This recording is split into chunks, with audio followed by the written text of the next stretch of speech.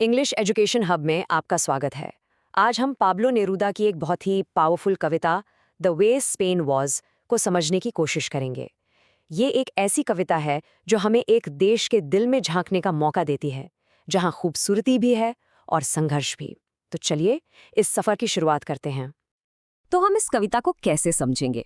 देखिए, हमने इसे 6 हिस्सों में बांटा है। सबसे पहले हम कवि को जानेंगे, फिर हम स्पेन की जमीन के बारे में बात करेंगे, फिर कवि के प्यार को समझेंगे, उसके बाद उस दौर के संघर्ष को देखेंगे और फिर पहचान की बात करेंगे कि असल में स्पेन क्या है, और आखिर में हम ये जानेंगे कि ये कविता आज भी इतनी जरूरी क्यों है। किसी भी कला को समझने के लिए कलाकार को समझना बहुत जरूरी होता है ना? तो कविता में उतरने से पहले चलिए मिलते हैं पैब्लो नेरूदा से, क्योंकि उनकी अपनी कहानी इस कविता की आत्मा है। तो ये थे पाब्लो नेरूदा। वो चिली के एक बहुत बड़े कवि और डिप्लोमैट थे। उन्हें लिटरेचर के लिए नोबेल प्राइज भी मिला था, जो कि बहुत बड़ी बात है। लेकिन हमारे लिए जो सबसे ज़रूरी बात है वो है उनका स्पेन से गहरा लगाव। और उन्होंने ये कविता तब लिखी थी जब स्पेन में सिविल वॉर यानी गृह युद्ध चल रहा था। ये जानना ज़रूरी है क्योंकि ये पूरी कविता उस युद्ध के दर्द और तबाही पर एक कॉमेंट्री है। ठीक है, तो अब कविता की दुनिया में कदम रखते हैं। पहली कुछ पंक्तियां हमें स्पेन का लैंडस्केप दिखाती हैं, लेकिन ये कोई खूबसूरत पोस्टकार्ड वाली तस्वीर नहीं है। नहीं, इसमें एक अजीब सा तनाव है, एक बेचैनी है। जरा इन शब्दों पर गौर कीजिए। नेरूदा कह रहे हैं कि स्पेन एक टॉट ड्राई ड्रम हेड जैसा था, मतलब एक ऐसा ढोल जिसे कसकर बांधा गया हो, जो एकदम सूखा हो, और उस पर रोज एक डल थड, एक बेजान सी आवाज होती थी। ये एक ऐसे देश की तस्वीर है जो टूटने की कगार पर है, जहां खामोशी तो है, पर वो तूफान से पहले वाली खामोशी है। चलिए इन मेटाफोर्स को थोड़ा और खोलते हैं। कसा हुआ सूखा ढोल का मतलब है कि तनाव बहुत ज्यादा है, कभी भी कुछ भी हो सकता है। धीमी बेजान आवाज का मतलब है कि जिंदगी में कोई जोश नहीं है, सब कुछ बस चल रहा है। फ्लैटलैंड्स इन ईगल्स नेस्ट यानी सपाट मैदान और बास का घोंसला, ये कठोर और जंगली माहौल दिखाते हैं। और सबसे powerful line, silence lashed by the storm, ये वो खामोशी नहीं है जो सुकून दे, ये वो खामोशी है जिसमें हिंसा छिपी हुई है। अब तक तो माहौल बड़ा गंभीर था, लेकिन यहाँ से कविता अचानक एक बहुत ही खूबसूरत मोड़ लेती है। देश की इस कठोर तस्वीर के बाद नेरूदा अचानक अपने प्यार का इजहार करते हैं। यहाँ कवि कहते हैं कि मैं तुम्हारी कठोर मिट्टी, तुम्हारी गरीब रोटी और तुम्हारे गरीब लोगों से कितना प्यार करता हूँ, इतना कि मेरी आत्मा रो पड़ती है। ये बहुत गहरी बात है। उनका प्यार स्पेन की अमीरी या शान शौकत से नहीं, बल्कि उसकी असलियत से है, उसकी मुश्किलों और उसके आम इंसानों से है। और ये लाइन तो कमाल की है, लॉस्ट फ्लावर या खोया हुआ फूल। ये एक सिंबल है। ये उन पुराने रिंकल्ड यानी झुर्रियों वाले गांव में छिपी खूबसूरती की बात कर रहे हैं। वो खूबसूरती जो शायद अब दिखती नहीं, लेकिन कवि के दिल में वो आज भी जिंदा है, बिल्कुल वैसी ही समय में ठहरी हुई।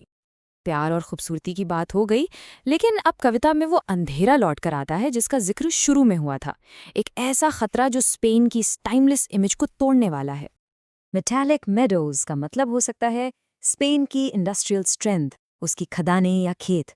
सदियों से जो ताकत वहां थी, उसे अब एक फॉल्स गॉड, एक झूठा भगवान निगल रहा है। आप सोच रहे होंगे, ये झूठा भगवान कौन है? ये झूठा भगवान उस समय फैल रहे फैशिज्म का प्रतीक है। वो विचारधारा जो स्पेनिश सिविल वॉर की वजह बनी और देश को बर्बाद कर रही थी। इन पंक्तियों में कवि स्पेन की बेबसी को दिखा रहे हैं। ऐसा लग रहा है जैसे स्पेन को कैद कर लिया गया है, एक जानवर की तरह अकेला छोड़ दिया गया है। और सबसे दर्दनाक बात यह है कि वो कॉन्शियस है, उसे सब पता है कि क्या हो रहा है, लेकिन वो खामोशी के पत्थरों से घिरा हुआ है, कुछ कर नहीं पा रहा। तो अब हम आते हैं कविता के दिल पर, उसके क्लाइमैक्स पर, जहां ये सारे कॉन्ट्रडिक्शंस, ये सारी अच्छी बुरी बातें मिलकर स्पेन की असली पहचान बनाती हैं। नेरूदा ने कितनी सिंपल चीजों से कितनी बड़ी बात कह दी है। वो कहते हैं, तुम्हारी रफ वाइन भी है और स्मूथ वाइन भी, मतलब तुम कठोर भी हो और नर्म भी। तुम्हारे अंगूर के बाग वो खूबसूरत हैं, लेकिन वायलेंट और डेंजरस भी हैं, मतलब जहां से खुशी मिलती है वहीं से खतरा भी आता है। और ये स्लाइड कविता की इसी सेंट्रल थीम को बहुत अच्छे से दिखाती है। देखिए, एक तरफ है जिंदगी और खूबसूरती, जैसे poor bread, lost flower, smooth wine, petals, और दूसरी तरफ हैं मुश्किलें और संघर्ष, जैसे hard soil, metallic meadows, rough wine और बुलेट्स। ये दोनों मिलकर ही स्पेन को बनाते हैं। कवि स्पेन को सोलर स्टोन कहते हैं, यानी सूरज की तरह मजबूत एक मौलिक पत्थर। लेकिन इस साफ सुथरे पत्थर पर लकीरें हैं, स्ट्रीक्ड विद ब्लड एंड मेटल, खून और धातु की लकीरें।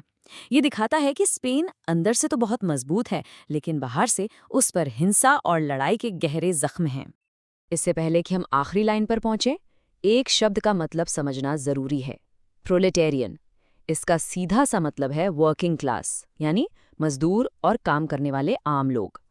और नेरूदा के लिए यही लोग किसी भी देश की असली ताकत और आत्मा होते थे। और ये है वो लाइन जो इस पूरी कविता का सार है। Proletarian Spain made of petals and bullets, यानी आम लोगों का स्पेन जो पंखुड़ियों और गोलियों से बना है।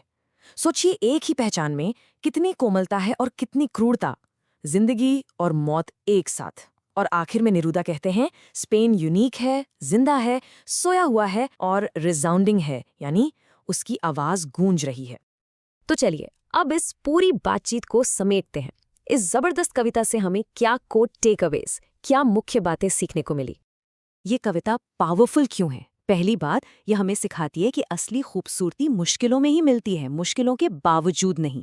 दूसरी बात, यह बताती है कि किसी भी देश की पहचान सीधी सादी नहीं होती, वो हमेशा कॉम्प्लेक्स और कॉन्ट्रडिक्टरी होती है।